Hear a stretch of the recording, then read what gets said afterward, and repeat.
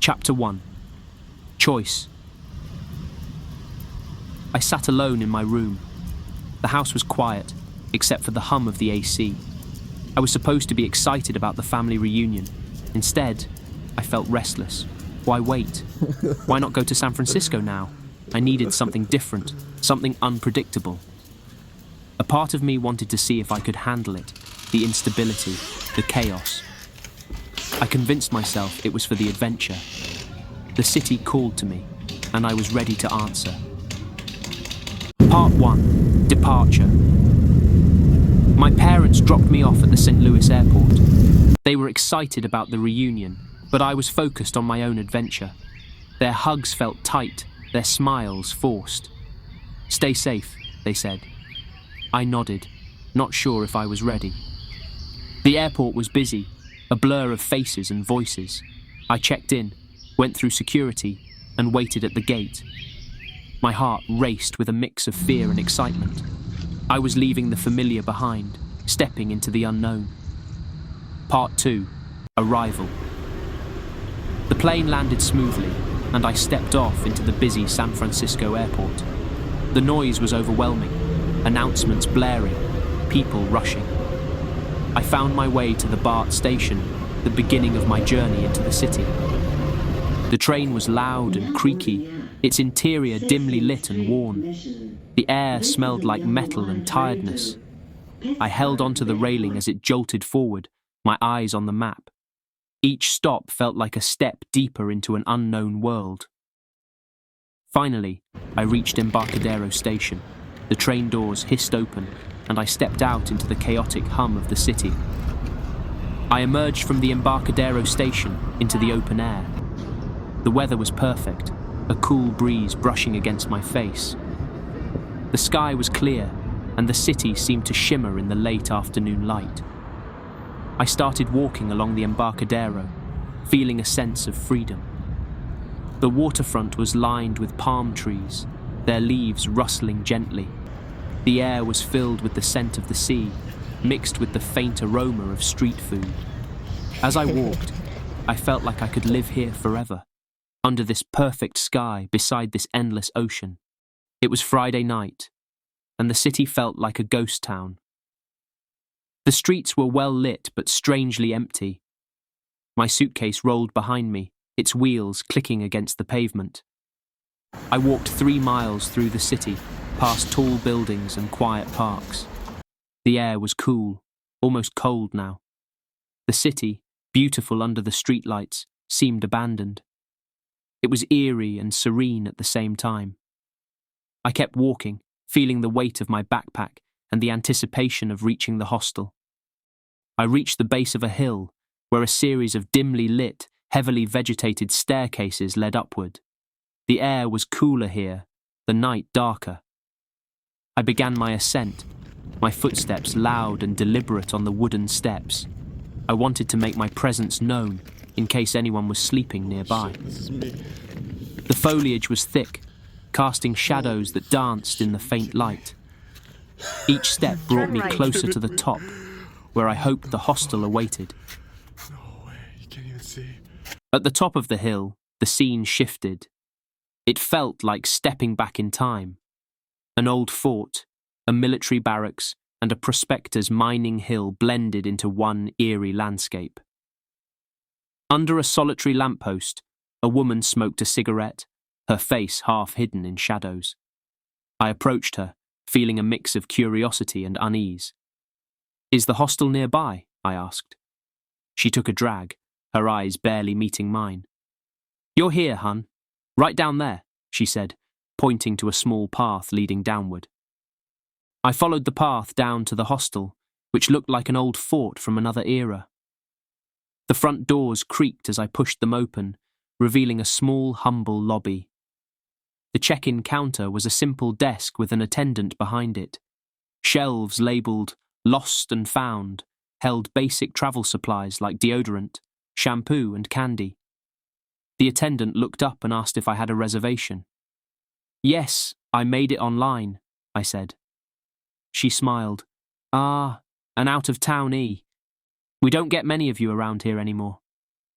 Surprised, I mentioned I thought there was a policy against locals. She shook her head. Not anymore. Let me take you to your room. The attendant led me to the room, her large set of keys jangling with each step. She opened the door, and a wave of stale air hit me. The room was a cavernous space filled with 8 bunk beds, all but one occupied. I hope you don't mind the top bunk, she said with a smile. I nodded, holding my breath as I stowed my suitcase and backpack in the underbed storage. The room smelled of sweat and sleep, thick and dense. A large man with a sleep apnea machine snored loudly, the device's battery seemingly on its last legs. It was a rough start, but it was part of the experience I had chosen. I left the room and headed back to the lobby. The contrast was stark. From the dense, stuffy air of the dormitory to the relatively fresh atmosphere of the common area. The lobby was scattered with people, most of them absorbed in their phones, creating an aura of isolation despite the physical proximity. It seemed like a haven for introverts, a space where people coexisted without interacting. However, one older man, nearing 50, was engaged in an animated conversation with a younger guy.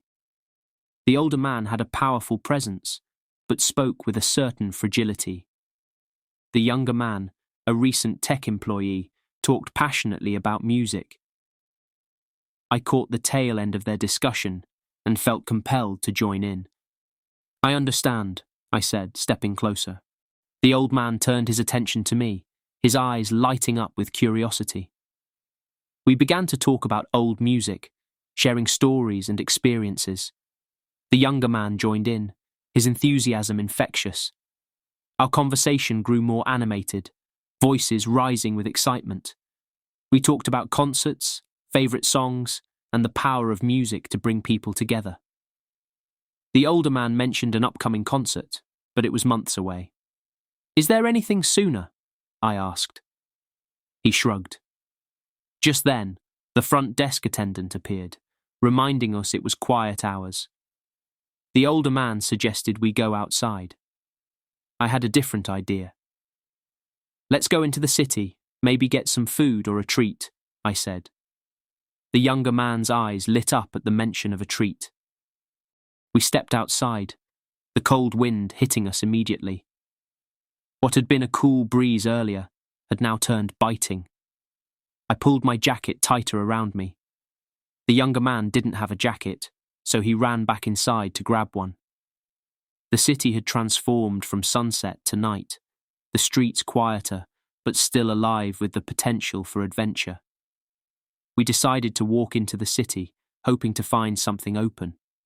It was almost midnight, but San Francisco never truly sleeps. The younger man returned, bundled up and ready to go. We followed the older man down the hill, navigating through a series of quiet streets. He seemed to know where he was going. We passed closed shops and dimly lit buildings, the city's nightlife just beginning to stir. The older man led us to a Safeway, but it was closed. Through the glass doors, we saw a lone worker sweeping the floor, his headphones on, oblivious to our presence. Disappointed but undeterred, I pulled out my phone and found a pizza place nearby that was open until 2 a.m. Hole in the wall, I said, smiling. God bless the food providers of the night. We made our way to the pizza place, aptly named Hole in the Wall. The small shop was packed, with just a handful of people making the cramped space feel even smaller. I offered to buy everyone something.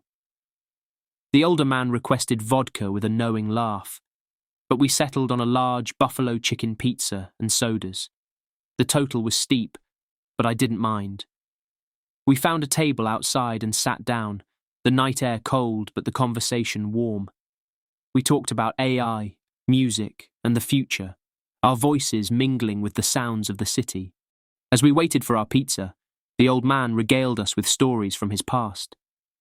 His life sounded impressive, filled with adventure and success. Unasked questions floated in my mind. What happened? Why was he here? But I kept them to myself. The young man, full of curiosity, asked if anyone had weed.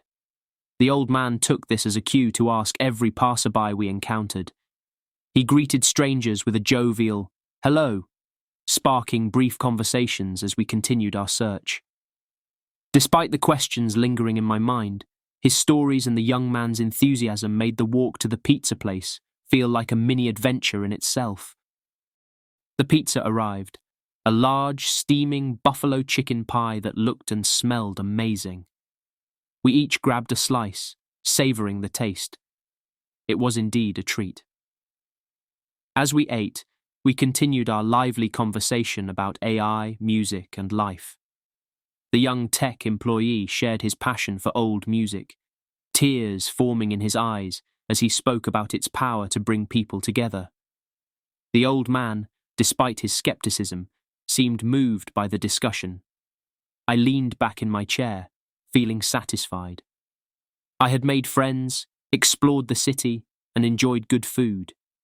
It was the perfect start to my trip.